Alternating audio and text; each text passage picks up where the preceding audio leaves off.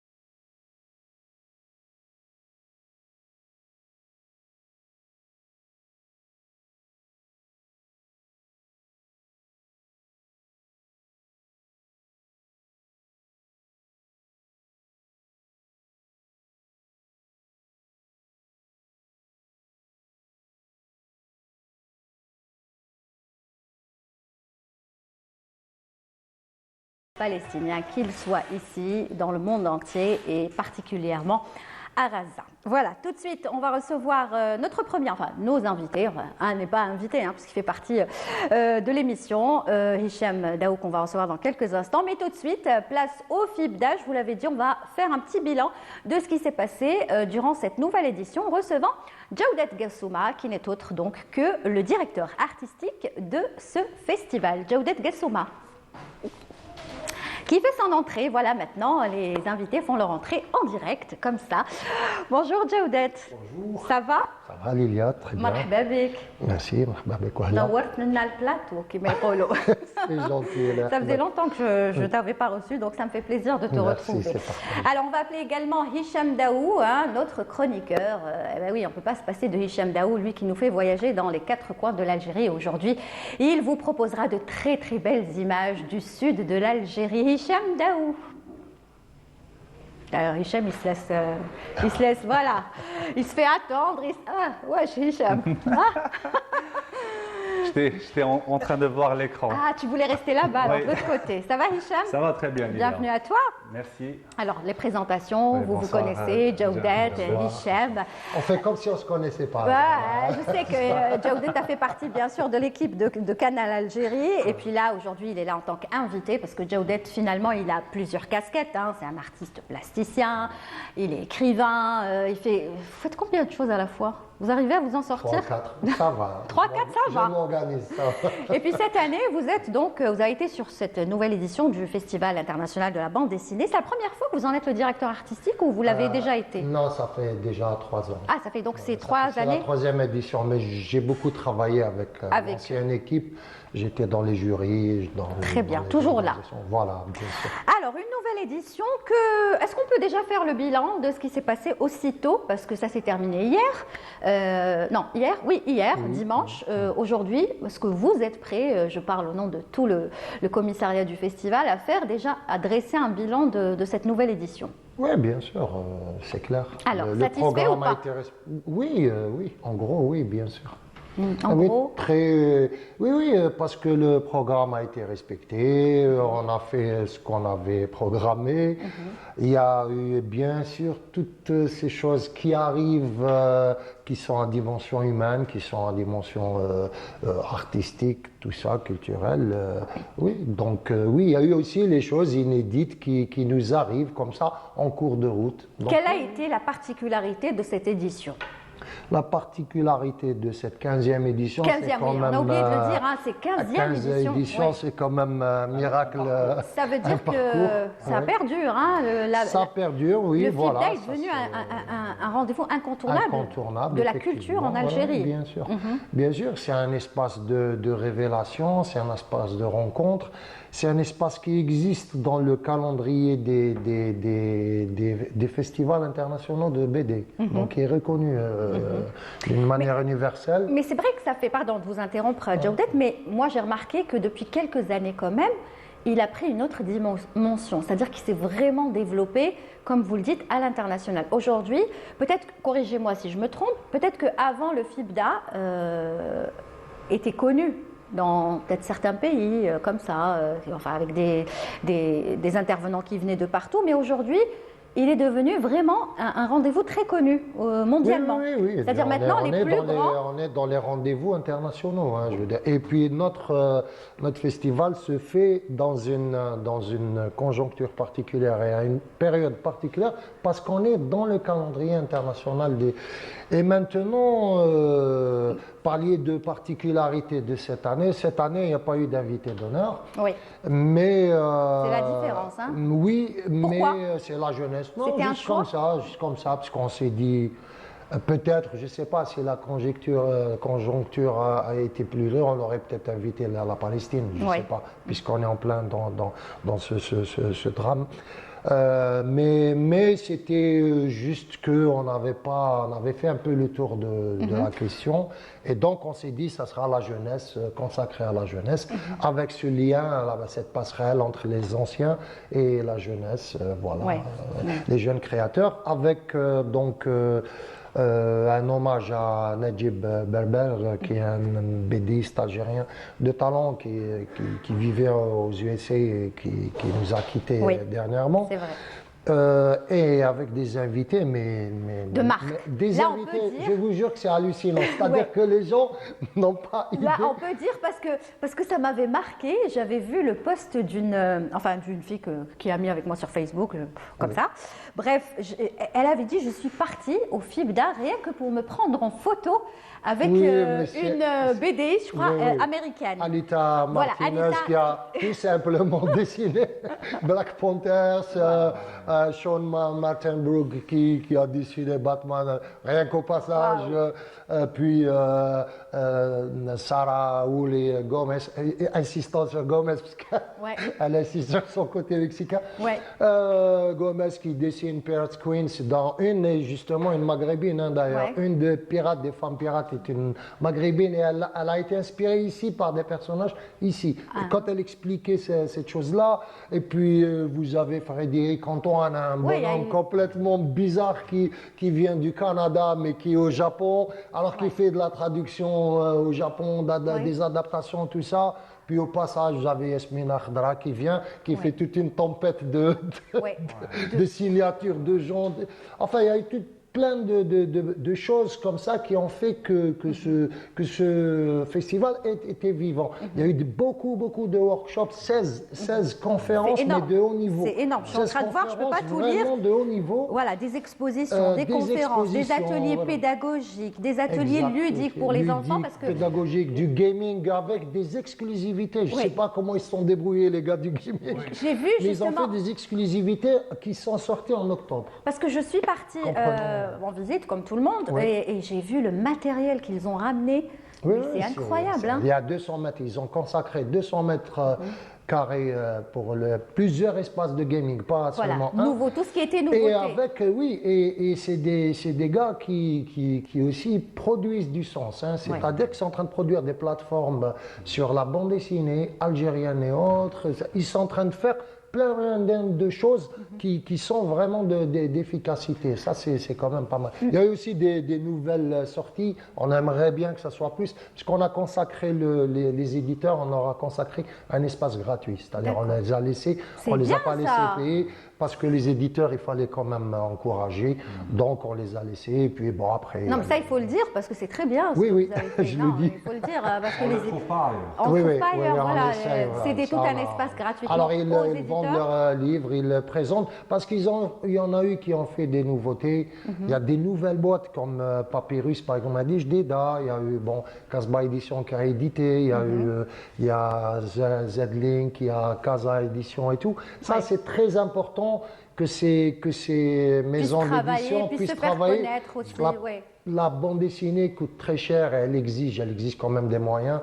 Donc voilà, mais donc c'est toutes ces choses. Il y a des prix, beaucoup de prix pour le cosplay, mais aussi beaucoup de prix. Ah, le cosplay, c'est tout le monde attend le cosplay. C'est une institution au FIBDA.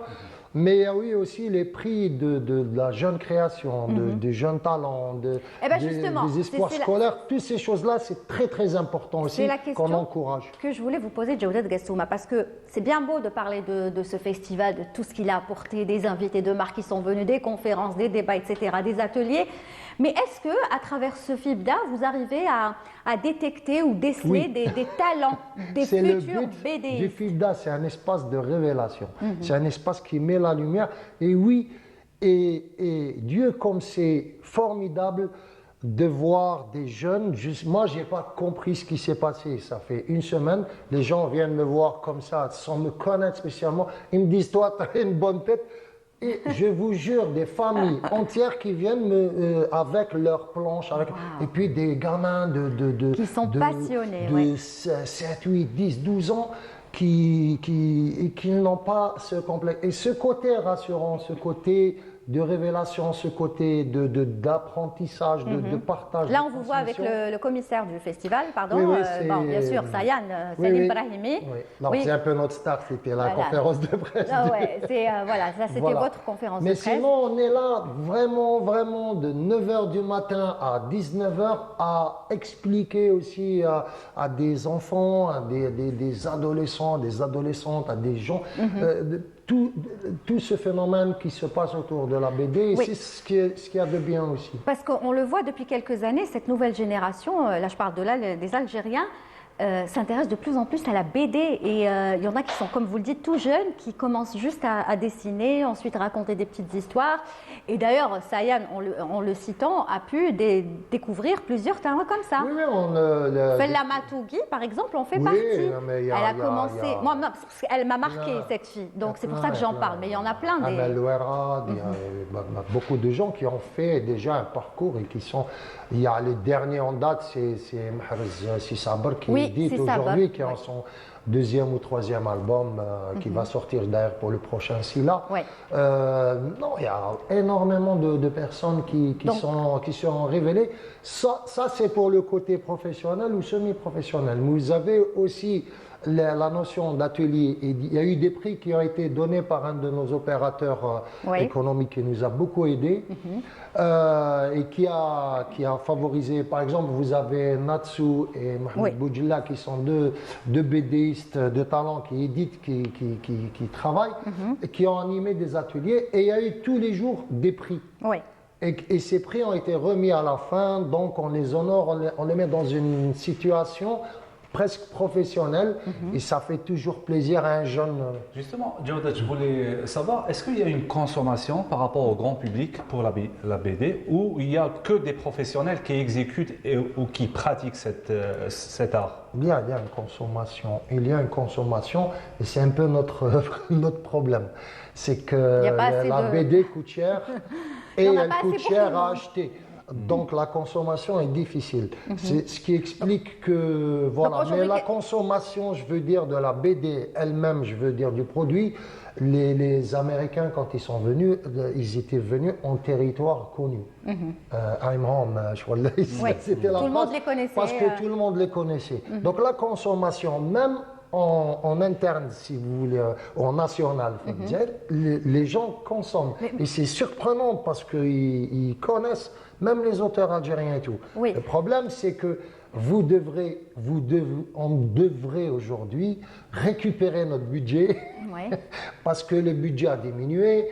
Les sponsors, je citerai Londa, les sociétés nationales. On a un sponsor parce qu'il n'y a pas eu le choix, je veux dire, on a compris.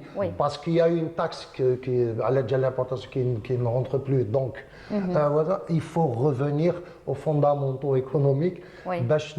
Justement, la consommation naturellement. C'est ça, ça exige des moyens. Là, on est vraiment catégorique sur ce. C'est vraiment le seul problème. Est-ce que les maisons d'édition aujourd'hui éditent des. Oui, il y a des éditions. Il y a eu Casbah Édition qui a édité un travail de Yasmina Khadra qui s'appelle Dieu n'habite pas la Havane. Il y a Casa Édition qui est consacrée à la. Oui, mais je parle. Là, vous avez cité une. Mais est-ce que je dis en général, les maisons d'édition, est-ce qu'elles éditent des BD? Ça dépend des produits. Si elles ont des produits qui vont se vendre. Vous avez par exemple Daliman qui était en charge du festival. Elle produit de la BD, elle continue à produire. Oui, vous avez des maisons d'édition qui continuent à produire. Vous avez Bella Papyrus, Casa Édition qui a beaucoup travaillé en destination de la jeunesse avec des histoires sur l'histoire de l'Algérie qui va de Massi. Il y a eu même des conférences sur ça, je suis en train de lire l'histoire de l'Algérie. Vous avez des maisons d'édition qui travaillent beaucoup sur l'histoire de l'Algérie. Oui. Et par exemple, Casbah se met à la BD, mais à travers des personnages, des auteurs qui m'a Yasmina Khadra ou d'autres. Il y a des travaux d'adaptation qui se font. Si, c'est encore timide. On ne va pas se mentir, c'est très timide. Oui, Djaoudat, mais actuellement, il y a l'aspect digital, c'est-à-dire le papier. Entre papier et digital. C'est comme la vidéo, mais cinéma, ne vous en faites pas, on aura la revanche du papier, ce sera tout le temps. Lui, c'est un défenseur du papier. Oui, on sait, Djaoudat, c'est un défenseur, un passionné, mais actuellement, c'est-à-dire la nouvelle génération consomme du digital. Est-ce que ce mode d'édition destiné à la BD Là, je est vais- adapté. je vais- Pas le même charme. Je vais paraphraser l'Habib Mehdi. Mettez la BD dans la rue, Ouais. elle sera prise, c'est-à-dire elle sera prise par le... Non, c'est-à-dire que, en quelque sorte, c'était vous dire que si vous diffusez Oui. le papier dans les normes, mais avec la notion de prix, parce qu'il faut dire que dans les pays qui se respectent du monde, il y a un système, il y a comment dire, une forme systémique de production de Oui. tout, qui fait que peut-être que le prix est accessible. Oui. C'est une question de prix, c'est une question économique. Après, quand vous mettez, les gens, ça les arrange d'avoir des collecteurs en papier. C'est pour ça que j'ai dit que le papier resterait. C'est vraiment une question Oui. de moyens. C'est une comme question les livres. C'est de exactement diffusion. comme Voilà, les livres. c'est- Les c'est- livres, maintenant, vous avez des livres, des Le bouquins que vous digital, pouvez... c'est surtout de la, pour pouvez la lire, pub, mais pour c'est- la c'est pas le même pub, pour charme. la Oui, communication. après, oui. charme, entre Toucher. le charme, le classique et la nostalgie, il y a aussi le digital. Non, il y a, qu'il faut bien pas sûr, mais le digital négliger, n'est Lilia. pas négligeable. Je veux Ouais. dire, ça ne Ouais. pose pas de problème. Très bien. Mais ne prendra pas, je veux dire, ce La n'est place. pas une menace. Ouais. Voilà, c'est pas une menace, c'est un plus. C'est Ouais. un plus. Le digital et tout, c'est un plus. Très bien. J'aimerais aussi dire quelques mots, parce que quand on parle de BD, automatiquement, on parle aussi de manga. Et on parle de Japon. Et le Japon est présent Ah non, le Japon, là cette chaque année. Hein. Là, la famille. L'année dernière aussi. La famille, la dernière fois, on a eu un workshop sur le Japon qui nous expliquait la littérature algérienne. Donc, là, on s'est régalé là. Je veux dire que, c'est-à-dire que, c'est bien parce que, voilà, parce qu'on a le regard du Japon sur, par exemple, la littérature. Non, mais les Algériens... J'ai fait hier une conférence avec la japonaise à Hugo Katsugi. Vraiment bien, Ouais. Albert Camus, Non, mais parler de Jawdet, mais les Algériens le rendent bien ça, parce que moi, quand j'ai été frappée Ah non, mais vous par, imaginez. par le stand où il y avait le karaoké des Non, mais- génériques je vous donne de juste manga. une Il petite fallait voir anecdote. les Algériens, ils connaissaient par cœur, ils chantaient, ils Moi, connaissaient je les vous paroles donne par une cœur. anecdote. Hein. Oui. Je dis à Sayan, déjà Salim Brahimi, je lui dis, Asma, ben, que les Japonais, ils ont de la khot. Et il leur parle en japonais, Oui. mais enfin, toi, Lui, il parle. Et on a fait plusieurs workshops. Donc, tous ces personnes qui ont fait des conférences au sein du FIBDA, ont fait des workshops au sein de l'école des Beaux-Arts, puisqu'on est en collaboration. On travaille avec l'école supérieure des Beaux-Arts, même sur le montage des expos et tout. Donc, on leur fait des formations. Oui. Ils ont fait des workshops. Et la japonaise qui vient, qui dit je m'exprime, elle dit vous avez besoin d'un traducteur et tout le monde répond non, j'ai rien compris. C'est tout le monde qui maîtrise la langue. Maintenant, Les ils gens donc maîtrisent, maîtriser. Ils maîtrisent, Et oui. voilà, donc, Parce qu'ils sont pleins dedans, c'est-à-dire c'est tout un univers. C'est que les gens, la consommation, justement, pas seulement la consommation du produit BD, mais C'est même. une culture. Ça C'est devient une une culture. culture. L'implication, Tout l'engagement. tout C'est tout un environnement de la BD. C'est la culture. Voilà. Très et bien. quand même, On dira encore l'essentiel, vous êtes satisfait. Là, vous réfléchissez déjà sur la prochaine édition ou Mazel, vous prenez encore votre Ah temps? bon, on va dormir quand même parce qu'on est J'imagine. déjà sur nos emplois respectifs. Ouais. Je veux dire, il y a la rentrée à l'école des Beaux-Arts, il y a Ouais, beaucoup, ouais. beaucoup de choses, des projets qu'on est en train de réaliser sur les incubateurs, quand même on est en train de faire des travaux pour essayer de placer notre jeune Oui, génération toujours la jeunesse. sur les rails quand même de l'incubation et toutes ces choses-là. C'est très important. Donc, le FIBDA, mais mais oui, ça, on y prochaine. pense, parce qu'il y a un mécanisme qui est installé. Non, donc parce que je on me dis va- comment faire mieux chaque année, c'est difficile. Comment faire hein. mieux, c'est mieux avec plus de moyens, c'est tout. Très bien. Après, on pourra ramener des originaux, faire signer les gens et être dans un vrai village. Mais bon, le public, je crois que c'est lui qui Il donne est fidèle, le public est le fidèle. temps, De toute finalement, façon, il y en a qui attendent ce rendez-vous avec impatience. Hein. Oui, oui, et on C'est les le reçoit. rendez-vous de l'année pour eux. Donc, c'est le FIBDA. Mais ce qui m'a impressionné aussi, c'est qu'on trouve de tout âge. C'est-à-dire qu'il y a des enfants, il y a les jeunes qui sont vraiment très branchés, et il y a les parents qui viennent accompagner leurs enfants, et il y a des personnes plus âgées qui s'intéressent à tout ça. Donc, c'est pour dire tout le succès qu'on souhaite encore à la 19e édition. Non, 16e. Foul qui comme. Inch'Allah. 16e édition. Vous restez avec nous, Jawdet, on dira peut-être quelques mots encore à la fin. Hicham, on passe à ta rubrique. Oui, Lilia. Le Sud aujourd'hui, Le Sud. après le jingle.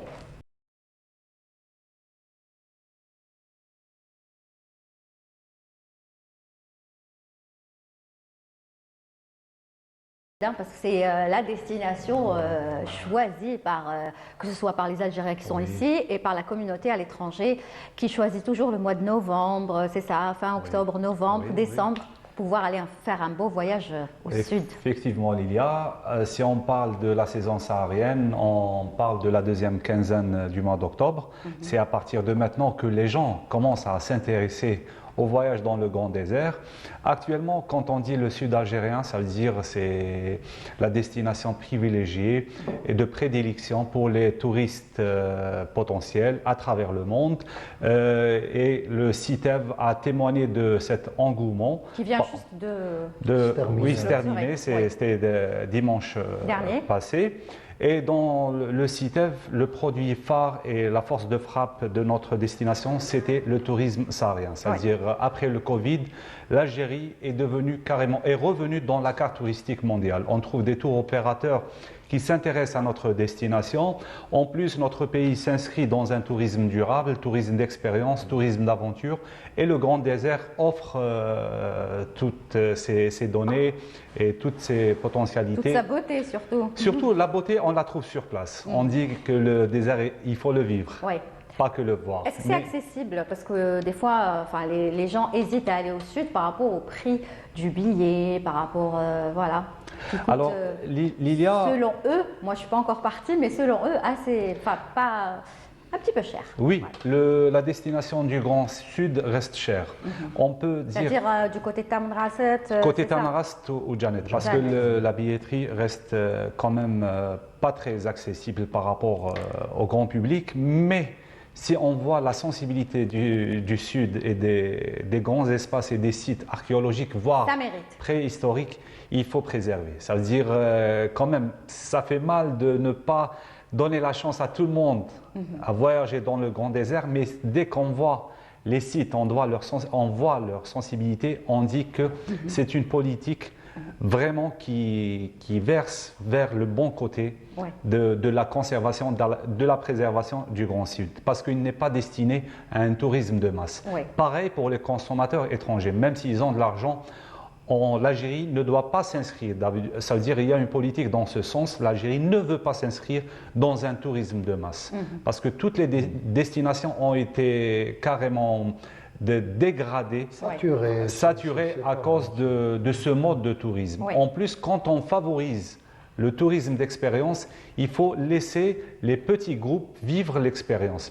Puisqu'il y a un grand groupe, là on est dans une action purement commerciale et on va perdre tout le charme de notre destination qui est basée essentiellement sur l'accueil et sur l'échange humain. Très bien. Vous avez déjà peint le Sud, Jaoudet? Oui. Le Sud. Je l'ai pratiqué. Pratiqué, peint. J'ai vécu à Tougour, j'ai vécu à El Oued. D'accord, donc vous connaissez cette... Et puis bon, Janet, Tamanrasset, on a fait des expériences artistiques sur place avec plusieurs délégations. Ça inspire. Oui, c'est quelque chose. Tassili Nahgar, c'est immense dans tous les sens. Et Tassili Nadjer. D'accord.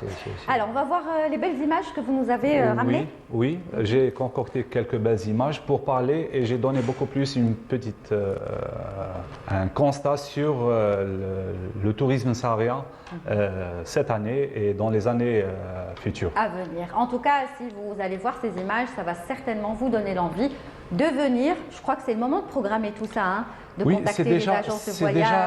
Je peux dire que la plupart des vols sont complets déjà. Waouh!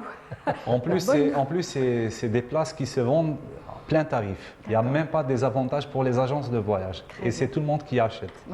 Donc, je ne sais pas, allez vous renseigner. Mais regardez, ça donnera l'envie peut-être l'année prochaine, je ne sais pas. Allez, ou peut-être vous aurez de la chance de trouver quelques places. On y va avec ce reportage de Hicham Daou. La saison du tourisme saharien en Algérie a connu une renaissance en 2022.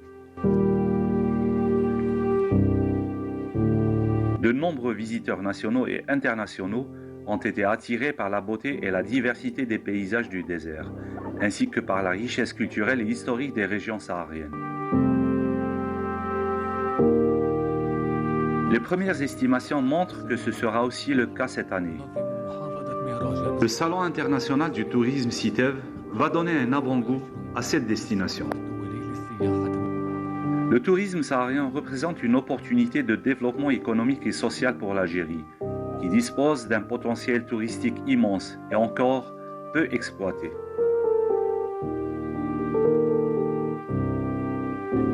La saison du tourisme saharien est une période idéale pour découvrir les paysages et les cultures du désert. Que ce soit en 4x4, à dos de chameau ou à pied, les voyageurs peuvent vivre une expérience unique et inoubliable. Allez, on a un autre sachet. On fait un balai comme ça. Je suis même pas là en fait. Je suis encore imprégné de ça, parce qu'il y a une force extrême là.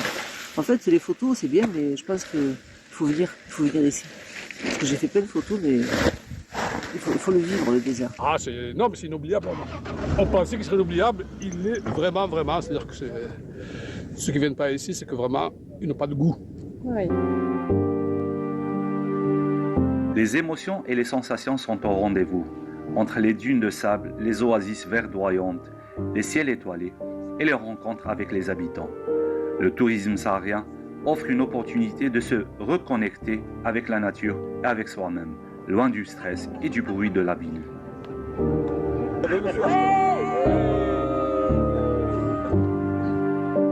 Et ça donne envie tout ça, et comme le disait l'une de vos interlocuteurs, elle a dit le désert, il faut le vivre. Oui, Les photos, ça suffit pas. ça ne suffit pas. Hein? Parce qu'il y a l'âme, il y a le silence. Et actuellement, le tourisme saharien est présenté comme étant un tourisme de thérapie. C'est-à-dire pas de téléphone, pas de réseau. On les a vus même nettoyer. Ça fait plaisir. Oui, C'est un nettoyer. Et tourisme écologique. c'est l'occasion aussi de sensibiliser, c'est-à-dire le grand public, en attendant une charte qui doit être distribuée et présentée et travaillée par les agences de voyage pour un engagement des touristes qui concerne la protection de l'environnement. Il faut que chaque agence de voyage s'engage à mettre en place un règlement pour... Est-ce que ça fait partie de leurs prérogatives, ces agences de Oui, voyage? la charte on peut la trouver un peu partout. C'est-à-dire quand il y a une loi qui protège le site et qui donne à l'agence cette opportunité de contrôler le client, il faut la mettre en place. C'est très très important. Elle est partagée. Oui. La charte, le principe justement, c'est qu'elle est partagée justement par tous. Donc tout le monde, Donc, voilà. tout le monde doit faire attention, c'est une obligation. Parce que c'est la moindre des choses, par exemple, c'est vous êtes une cliente, vous venez dans l'agence pour acheter un produit. Moi, je vais donner des conditions, c'est-à-dire il ne faut pas prendre du plastique, il faut acheter des bouteilles spécifiques à la randonnée. Tout ça. Oui, c'est parce que l'ennemi des sites, c'est le plastique. Ouais. L'ennemi numéro un, c'est le plastique, c'est les déchets. Ouais. Et en plus, ce n'est pas du tout biodégradable. D'accord. Donc du coup, il faut faire très très attention. Donc la destination que vous conseillez, c'est tout le sud algérien ou est-ce qu'il y en a une en particulier? Alors on peut commencer carrément, l'avantage c'est on peut vivre le sud à 250 km au sud d'Alger. On peut commencer par Boussaada, la ville la porte du désert, la ville des orientalistes. Après on part vers Biskra. Biskra c'est le carrefour des civilisations. Après Biskra, on a Ouargla et Tougourt, les zones humides.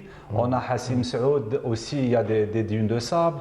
On part vers l'oued avec les grandes dunes et on va vers le circuit de la Sawara et des palais de la Sawara. On peut parler de Tarit, Bni Abbas, Igli, on peut parler de Timimoun, Adrar.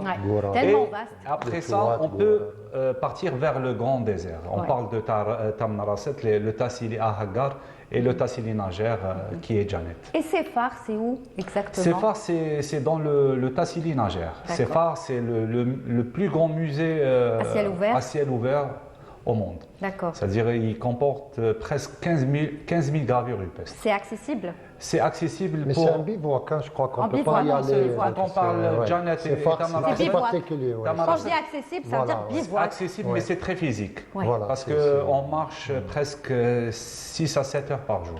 Waouh! Voilà. Et en plus, mais ça vaut la peine. Et vous ne revenez pas tout de suite. C'est ça le. Ça en vaut la vraiment peine. une épopée. Oui, Voilà. c'est-à-dire à faire au moins une fois dans la vie. Dans sa vie, Ah oui. exactement. Voilà, c'est pas. Très bien. Merci pour tous ces conseils, Hicham, qui vont certainement servir à tous ceux qui nous regardent, qu'ils soient ici en Algérie ou ailleurs. On continuera de toute façon à parler aussi de cette destination du Sud parce qu'on est en plein dedans là. Oui. C'est la période.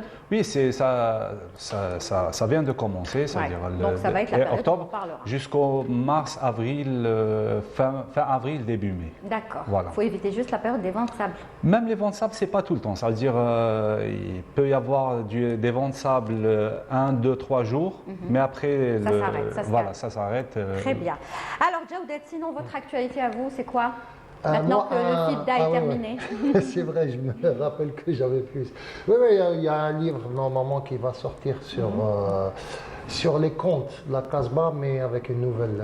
C'est bien. Normalement, vous revenez la semaine prochaine parce que je crois que tu vas parler de la Casbah. Ouais. Je parle de Korsan Ernem, je parle de certains contes. Et il y a une vision un peu ethnographique et tout. Ces jeux avec Color 7, normalement, il pour le SILA, j'espère. Inch'Allah. Et il y a un livre, normalement, qui va bientôt sortir, mais là, je vais me faire écharper par mon éditeur, Berzak, qui m'a demandé un livre sur Mnéa. Oui. Sur Mnéa, justement, avec a tout ce visité aussi, j'ai beaucoup travaillé aussi dessus. Et donc, qui va aussi, Inch'Allah. Inch'Allah. Eh bien, tu reviendras avec grand plaisir pour parler cette fois-ci de ton actualité. Voilà, et on rappellera donc que voilà, le FIBDA, malheureusement, c'est terminé pour cette année. Ben oui, toute bonne chose a une fin. Donc, on va dire que ça a été une réussite, encore une fois, en attendant l'édition prochaine. Donc, ce sera la 16e édition, Inch'Allah. Octobre 2024.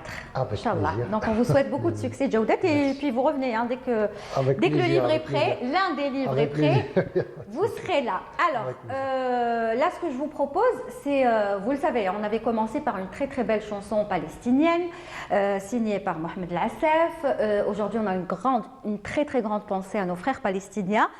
On va continuer toujours en musique et toujours rendre hommage à nos frères palestiniens et avoir une grande pensée pour eux. Alors cette chanson, elle est très particulière, Hicham.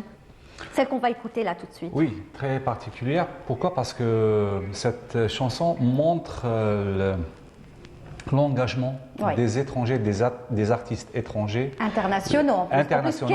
Et quels artistes? C'est-à-dire un des plus célèbres au monde. L'engagement avec la cause palestinienne. Oui. Ça veut dire c'est une nouvelle vision. C'est défendre la cause pas d'un point de vue patriotique ou chauvin. C'est par choix, par conviction. C'est par conviction et par un engagement pour les droits de l'homme. Ouais. Ça veut dire pour l'injustice pratiquée sur le peuple palestinien. Tout à fait. Voilà. Et bien sûr, vous avez travaillé déjà sur ça. Oui, bon, de toute façon, pas plus loin que ce matin, on a fait l'ouverture de l'année universitaire avec Madame la ministre de la Culture, Monsieur le ministre de l'Enseignement supérieur. Et on a dédié justement cette entrée au peuple palestinien, frère. On a travaillé avec des gens comme Joey Sacco qui a fait justement de la bande dessinée, 93-95. Et qui a beaucoup travaillé sur Gaza 1956 et Palestine, 2 albums. Et très courageux parce qu'il est dans un environnement occidental qui est quand même très cynique et très absurde. C'est quand même. Il s'agit de droits de l'homme, tout simplement, de génocide, de crimes de guerre. C'est quand même pas rien. Et donc voilà. Donc oui, il y a un travail de toute façon qui continue avec. Plus de 600 artistes, Lilia, sont engagés pour dénoncer cette injustice. Oui, ce sont des sommités. On peut citer Bono, on peut citer bien sûr du groupe YouTube Bono ou ceux qu'on va voir là tout de suite, qui reste un groupe mythique, à savoir donc les Pink Floyd avec à leur tête Roger Waters, qui nous interprète cette très très belle balade dédiée donc Song for Palestine, c'est ça le titre. Song for Gaza. Et on va donc regarder, apprécier et surtout avoir une grande pensée à nos frères palestiniens. Merci beaucoup Djaoudet Gassouma d'être venu, c'était un plaisir. En attendant de te retrouver très prochainement, le SILA c'est bientôt. C'est bientôt à partir du 25 octobre. Voilà, donc tu seras de retour. Avec plaisir. Et Hicham, à dimanche prochain, à dimanche. avec un autre beau voyage. Inch'Allah, avec plaisir. Qui va intéresser la communauté algérienne qui est établie à l'étranger. étrange. Ah oui, ah oui. Merci Lilian. Merci. Allez, on écoute ce très beau texte et cette très belle chanson des Pink Floyd et bien sûr à leur tête Roger Waters.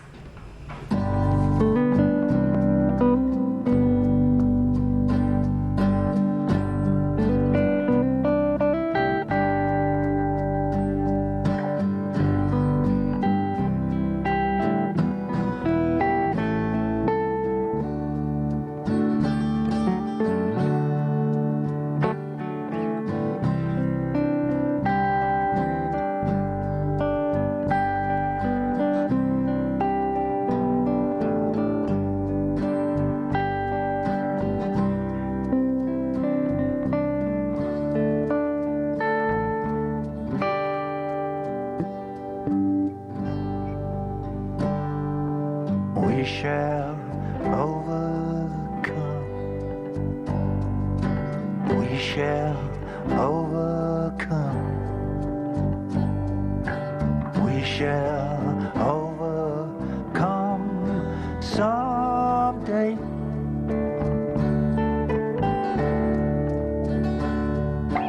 Deep in my heart,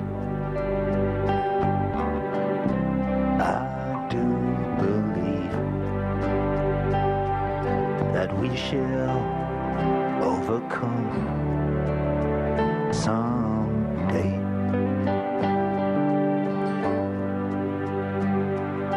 And we'll walk hand in hand. We'll walk hand in hand. We'll walk hand in hand one day.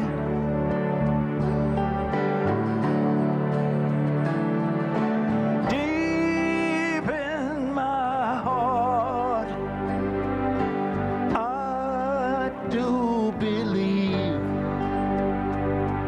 that we'll work hand in hand one day.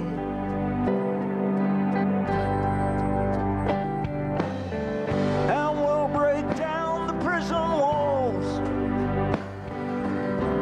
We will tear down those prison walls. Together we will tear down the prison walls on that day.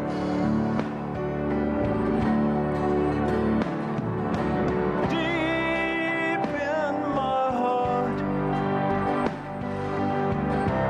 I do believe that we will tear down all those prison walls on that day.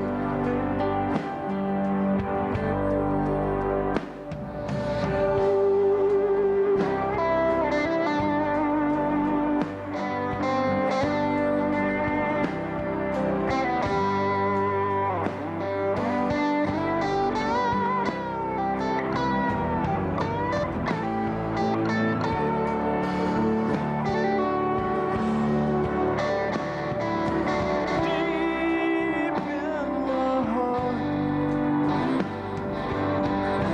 I do believe that we will tear down all those prison walls on that day.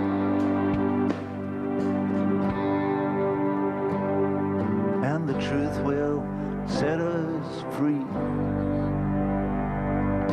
The truth will set us free. Truth will set us all free on that day.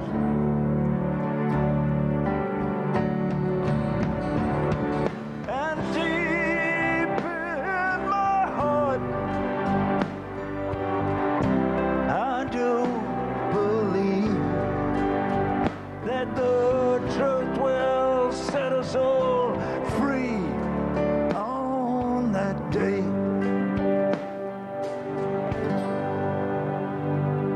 And we shall overcome on that day.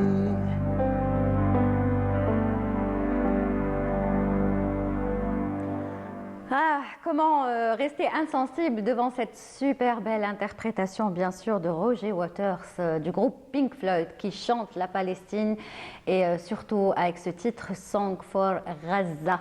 Voilà, on était obligé de le passer aujourd'hui parce qu'on pense vraiment à nos frères palestiniens qui, en tout cas, ceux qui nous regardent, on les salue.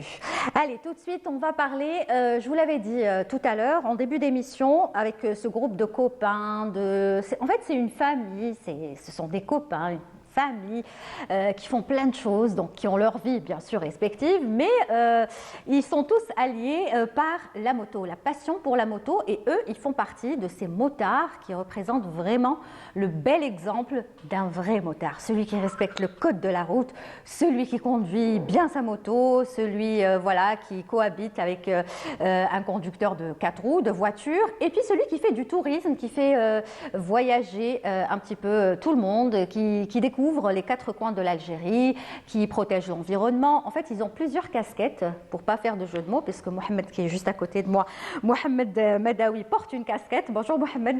Bonjour tout le monde. La baisse, ça va? Salutations aux téléspectateurs. Marhaba bik. Alors, souhaite une bonne fin de journée. Merci, et c'est un plaisir de vous recevoir. Le groupe, bien sûr, le Qahouiste, ils portent tous leur t-shirt. Et pourtant, vous m'en avez offert un, et j'aurais dû le porter aujourd'hui. Oh, j'ai oublié. Parce que j'en voulais un deuxième, c'est ça. Que tu voulais le deuxième.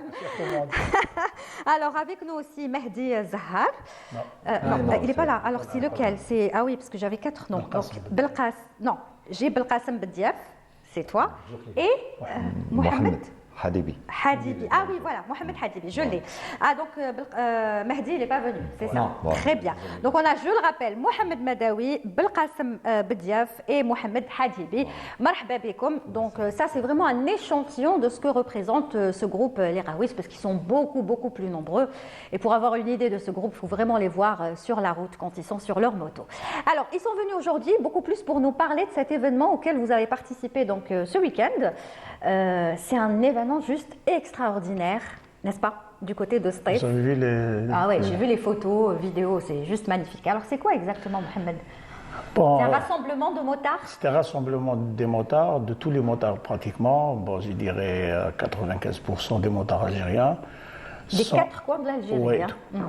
tout à fait. D'est au nord-ouest, du sud au nord. Donc, son nombre était plus de 1200 motards. Waouh, Ouais. 1200. Oui, environ 1200. Peut-être plus, peut-être plus, moins, ouais. mais c'était vraiment un événement grandiose. Et c'est dans sa 5e édition. Donc, aussi, on remercie les organisateurs de cet événement qui ont donné de leur temps, de leur argent moyens, et tout ça, voilà. Pour pouvoir organiser tout Pour ça. rassembler surtout, il faut voir déjà cette fraternité autour de cet événement qui grandit à chaque événement. Voilà. Ça fait, vous dites c'est la 5e édition. 5e édition. Mais ouais. c'est chaque année ou il y a eu un arrêt? Non, chaque année, c'est 5 années d'affilée, ouais. consécutives. Très bien. Vous étiez, alors Mohamed l'a dit, hein, 1200 à peu près, Environ peut-être 1200, plus. Vous avez déjà participé aux éditions précédentes? Oui. On a déjà participé aux éditions précédentes. Mais c'est quoi le but de ce rassemblement? C'est faire connaître les régions, le tourisme local, les motards entre eux, c'est-à-dire sortir du virtuel vers le réel. D'accord. C'est-à-dire rencontrer les gens de Al-Naba, de Constantine, de Wahran, du Sud. Donc quand vous partez là-bas, j'imagine qu'il y a des motards que vous ne connaissez pas, que vous apprenez à connaître sur place. Oui, c'est sur place. Vous arrivez à discuter avec les 1200 motards ou pas? Pas le temps, honnêtement pas le temps. Honnêtement pas le temps. C'est pas possible. On se met entre nous-mêmes, c'est-à-dire entre groupes, et par la suite on part vers des autres amis, des autres régions. D'accord. Mais c'est quoi le but exact? Vous n'avez pas répondu à ma question. Quand vous partez à des rassemblements comme ça, bon, vous vous retrouvez en tant que motard et tout, parce que vous passez la nuit à la Belle Étoile avec des tentes, etc. Mais c'est quoi le but? C'est quoi le but principal? Le but, il faut le vivre d'abord, il faut comprendre. Vraiment, être entre motards, c'est un autre monde, hein, parce qu'on partage les mêmes risques. Oui. D'autant plus, ça élargit nos connaissances et faire intégrer les nouveaux venus. Donc, c'est bien la fraternité qui passe avant tout. Au-delà de la moto, ça devient des amitiés réellement solides. Ouais. C'est ça le but réelle de cet événement et cet échange d'expériences entre les motards. Même il y avait quelques voitures vintage, il y avait des motos vintage. Donc c'est des expériences qui sont très importantes aux motards. Et j'imagine qu'il n'y avait que de belles motos. Enfin, quand je dis belles, c'est des motos. Il y avait même des motos de collection, non? Des anciennes motos. Mais pour nous, tout est banni. Des catégories de motards ou de motos, certaines catégories. Pour nous, tout le monde se fonde dans cette amitié, dans cette fraternité. Voilà, qui grandit à chaque événement. Édition. Donc il y a pas mal de groupes qui font des événements tels que certains dont je vais citer, Live to Ride, les Shelfie Riders, les Blida Riders, Survivors, tant de groupes, toute cette variété, ça enrichit le monde motard. Et puis ça donne une belle image et une bonne image du motard, parce que vous êtes souvent pointé du doigt par les conducteurs. Ah oui, le moto, hadi, mais bon.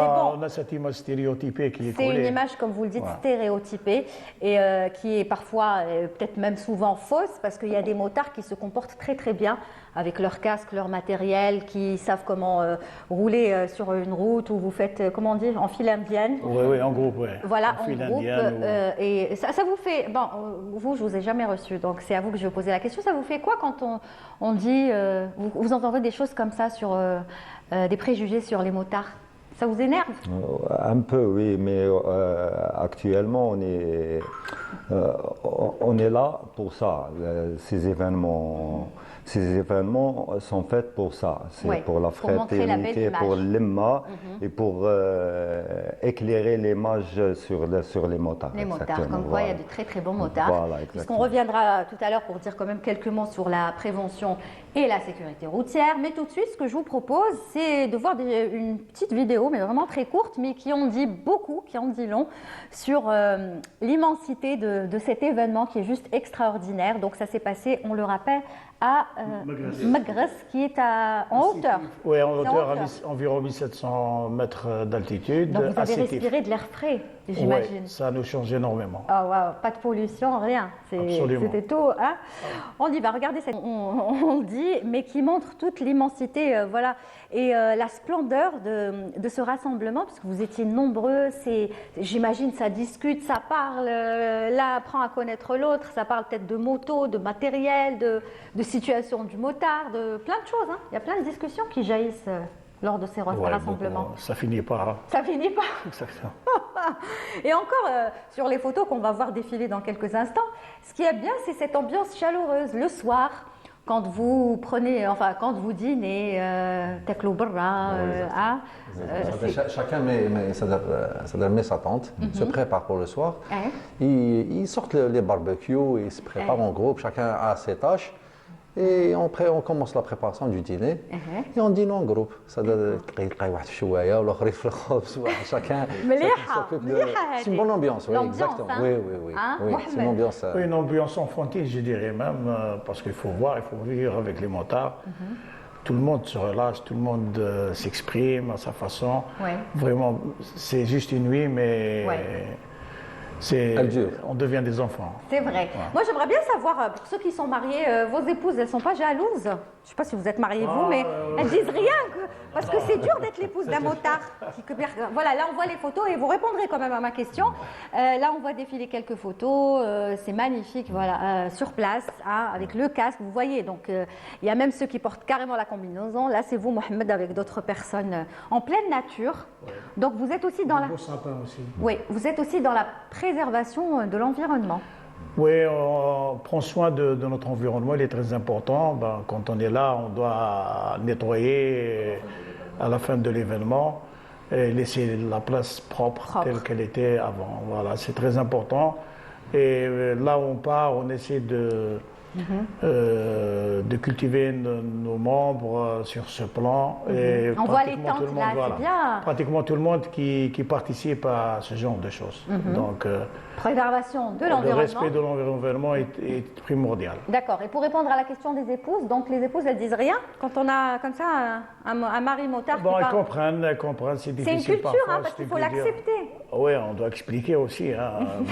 Certaines comprennent, certaines... C'est bon pour certaines. Oui, certaines certaines, non, pour certains, oui, pour certaines, c'est pas difficile de l'accepter. Mais on respecte nos épouses, bien sûr. Beaucoup de respect parce qu'elles nous aident aussi pour améliorer notre vie quotidienne. Et parfois, on sort en groupe, c'est pour se vider un petit peu, pour vous avez trouvé votre moyen de déstresser, mais toujours en respectant. Ah oui, la famille, je dis, la famille, le travail, c'est une priorité. D'accord. Ça, c'est très bien. Secondaire. Alors, il faut dire que pour ceux qui ne le savent pas, parce que je vous ai jamais reçu à la télé, les qahouis, même si je vous ai reçu déjà à la radio, mais une petite explication. Parce que certaines prennent bizarrement le mot qahouis. Justement, qahouis, ça veut dire quoi? Je vous laisse vous l'expliquer. Vous l'expliquerez mieux. Qahouis, c'est un concept qui a agi depuis 2018. C'était du café Raïser Dzaïr.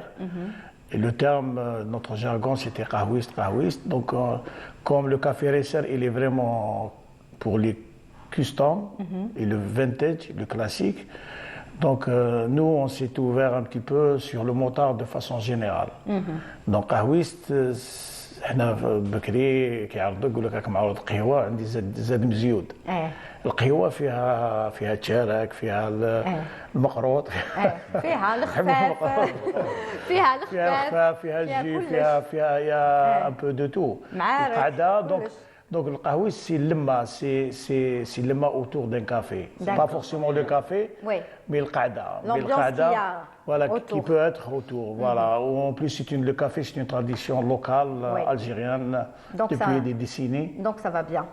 Voilà, c'est ça. En plus, une connotation locale algérienne, purement une touche algérienne. Qahouiste, c'est algérien, c'est du 100% algérien. Voilà, c'est le terme qui conviendrait, parce qu'au-delà de la moto, la passion, c'est des relations qui se tissent et qui naissent, des amitiés aussi qui grandissent. Donc, au-delà de la moto, c'est l'humain qui devient une priorité. D'accord. Et ben voilà, il a bien expliqué la signification du mot qu'il porte et surtout du concept de cette bande de copains qui, bon, on a vu déjà le concept touristique, préservation de l'environnement. Il nous reste quelques petites minutes. On va parler quand même de la sécurité routière parce que vous vous êtes retrouvés, malgré vous, impliqués pour cette cause qui est noble, bien sûr. Au début, c'était pas du tout, ça faisait pas partie du tout de votre programme. Les qahouis, de vous intéresser, non, pas trop. C'était beaucoup plus. Avec Mohamed depuis le début. Ah bon? Mohamed, il est beaucoup plus impliqué. Il avait des notions qui nous a transmis et qui est devenu un hobby par la suite. D'accord. Donc aujourd'hui, qu'est-ce que vous faites dans le cadre de la sécurité routière? Vous faites dans la sensibilisation? Bon, déjà, on participe avec pas mal de groupes qui sont déjà sur le terrain, de grands groupes qui travaillent sur la prévention, Salam al-Mourouria, pas mal de groupes très importants plutôt. Donc on assiste, on apporte notre touche, on les assiste par un support, un échange d'expérience. Mais pour nous, le but de la prévention chez nous, dans le groupe, c'est agir sur le comportement, notre comportement d'abord et nos proches membres. D'accord. Mais quand vous dites sur notre comportement, c'est-à-dire le comportement des motards? Oui, c'est ça. Oui, des motards, notre comportement, parce que sur la prévention, on doit évaluer notre propre comportement vis-à-vis de cet environnement qui devient à haut risque et agressif. Donc, que dois-je faire pour m'améliorer? S'il n'y a pas une volonté personnelle à s'améliorer, on ne va pas s'améliorer. Oui, mais vous êtes, ça va. Je parle de tout le groupe des qahouistes. Vous vous comportez bien sur la route. Oui, on paye pas mal. C'est pour ça que je vous dis, est-ce que vous faites la sensibilisation pour les autres motards? Ceux qui ne se comportent pas bien sur la route? Non, on intervient quand il s'agit des risques, quand on voit des risques, on agit. Mais le but essentiel du groupe, c'est ce partage d'expérience et agir par le comportement. D'abord agir par soi-même et puis améliorer le comportement des autres à travers notre comportement. Bien sûr, discuter, on fait des meetings pour apprendre parce que, à vrai dire, la conduite, c'est une lecture continuelle et un travail de recherche continuelle sur les risques. Donc, ça nous permet de relever notre degré de perception d'abord, ce qui manque déjà sur nos routes, cette perception et cette conscience des risques et des dangers. D'accord. Voilà. Belkacem, alors, toi, tu t'es dit, grâce à Mohamed, je me suis retrouvée un petit peu, c'est-à-dire concernée par la sécurité routière. Aujourd'hui, comment tu vois ça? Qu'est-ce que tu fais pour essayer de montrer... De par ma fonction, c'est-à-dire je me suis introduit dans la prévention routière. D'accord. De 1 et de 2, une formation dans le secourisme. Ah, donc faite dernièrement avec le Croissant Rouge algérien. Avec le Croissant Rouge. Via la société que je vais pas citer, c'est une multinationale. Oui. D'accord. Et j'essaie d'intervenir au niveau de la société et au niveau du groupe avec Mohamed. D'accord. Donc c'est bien d'avoir quelqu'un avec nous quand on part comme ça sur un périple qui a une formation. Il faut voir de tout. Oui. Non, une formation de secourisme, ça sert. Formation de secourisme, on a besoin d'un mécanicien, des outils, c'est-à-dire un roadbook, un roadbook, c'est un plan de route. D'accord. Est-ce qu'en étant en route comme ça sur un trajet, vous avez déjà assisté comme ça en direct à un accident? Oui. Ça vous est déjà arrivé? Il est à côté de vous. Il est à côté de vous. Oui. Ah, vous en avez vu des accidents? Oui. À un moment donné, malgré toute la prévention qu'on fait, la vigilance, il y a des erreurs qu'on commet à chaque sortie. Donc, parfois, on fait des debriefings, on appelle debriefing, pour relire notre conduite, notre comportement et essayer de remédier dans le futur. D'accord. Voilà. C'est bien ça, de se remettre en question et de faire le point. Donc, aujourd'hui, tu te sens impliqué dans la sécurité routière? Oui. Mazel, tu es à formation ou la classe? Tu penses avoir eu toutes les... Si. On a toujours besoin de plus. Et Mohamed? Oui, on fait à chaque sortie, on doit planifier, on fait des meetings avant la sortie, avant le départ, comme il a dit. Après, quand on fait la sortie, tout, etc. On fait des débriefs. Des débriefings, exactement. D'accord. Prochain programme des Kharouis, c'est quoi? Parce que moi, j'aimerais bien que vous reveniez une autre fois pour parler aussi d'un sujet qui est très important, mais celui-ci, on consacrera vraiment... C'est-à-dire la partie de l'émission à ce sujet, c'est la conduite défensive. Parce qu'on ne peut pas venir comme ça parler en quelques minutes. C'est vraiment, peut-être qu'on fera aussi un reportage, on viendra filmer. C'est quoi la conduite défensive sur le terrain, vous nous expliquerez. On va faire un petit cours quand même. Oui, un petit cours, exact, ça serait bien. Petit cours avec un data show. Eh bien, c'est très bien. Ça sera très intéressant pour vous d'apprendre quelques techniques de conduite défensive. Ah, c'est génial ça. Vous voulez même assister, vous êtes pas bienvenu. Mais on viendra, j'ai dit on viendra filmer. J'ai assisté, on viendra filmer avec nos caméras. Mais aujourd'hui, c'est quoi le programme? Là, vous êtes rentré tout on est rentré, il y a toujours des programmes qui surviennent comme ça, spontanément. Il n'y a pas un planning. On aime bien la spontanéité des choses. Prochaine sortie, vous avez décidé où est-ce que vous allez la prochaine saison, ça sera une petite sortie de bienfaisance à Chlef, probablement fin du mois. Ah oui, parce que vous êtes aussi dans un autre... c'est pas notre... Vous essayez aussi de faire de bonnes actions. C'est pas notre axe principal. Oui, mais vous le faites de temps en temps. On doit, parce qu'on doit humaniser le groupe. Et s'il n'y a pas un but dans le groupe, il n'y a pas de survie. Oui. C'est quoi l'action? Rapidement, avant que ça se termine. L'action, un petit enfant qui est malade, il a besoin d'aide. Donc on va être avec nos amis motards. Et ce sera probablement pas mal de motards qui vont se déplacer à Chlef. On n'a pas encore une date, mais ça sera probablement peut-être à la fin du mois. Inch'Allah. Et ce sera juste, je lance un appel à nos amis motards d'y être... dans cette action de bienfaisance, voilà. D'accord. Sans plus de détails. C'est génial, c'est génial et j'espère que vous allez pouvoir aider ce petit enfant. Inch'Allah. Ça me fait rappeler une vidéo que j'avais vue sur les réseaux sociaux et qui avait fait le buzz où un enfant, je ne sais pas de quel pays à l'étranger, était malade et il avait demandé comme seul cadeau un rassemblement de motards. Oui, exactement. Et puis, je ne sais pas combien. Aux États-Unis, je pense. 1200. Même on l'a fait, même aux États-Unis. Motards sont venus lui rendre visite. Même ici, on l'a fait avec la petite Loudjine. Il y a quelques mois, Loudjine. Maintenant, elle est actuellement en Turquie, en train de se soigner. On a apporté juste ce qu'on pouvait, chacun ses moyens. Mais il y a des personnes qui ont travaillé fortement pour... Très bien. Voilà, c'est pour vous montrer la belle image de ce que représente un vrai motard, celui qui connaît la valeur de l'être humain, celui qui connaît la valeur de sa moto, parce qu'il ne suffit pas de monter sur une moto et voilà, de démarrer, d'aller. C'est ça le but, cette passion qui, à travers le monde, les motards ont une solidarité incroyable. Ouais, c'est toute une culture. Voilà. Une culture. Il faut la vivre. On essaiera de rentrer dans votre univers avec notre caméra, de filmer et de venir encore montrer ça aux téléspectateurs. En tout cas, merci beaucoup d'être venu aujourd'hui. Je rappelle, un échantillon du groupe Les Qahouistes aujourd'hui, groupe donc d'amis, de motards, était avec nous. Donc Mohamed Madawi, merci beaucoup. Belkacem Bedief, merci Belkacem, et bien sûr Mohamed Hadibi. Bonne continuation. Et puis dès qu'il y a un événement, vous viendrez nous le partager avec nous en attendant le reportage. Merci beaucoup. Vous restez avec nous. On termine l'émission.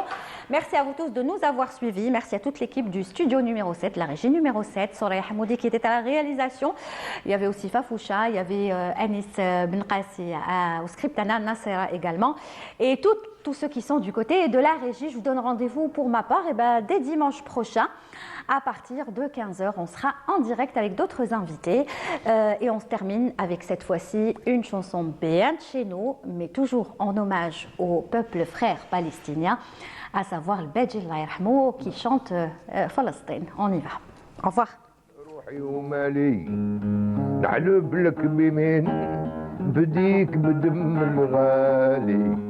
يا أرض فلسطين قسما بالله العلي رب العالمين يعلمك لالي اشبالك حر يعلمك لالي يا أرض فلسطين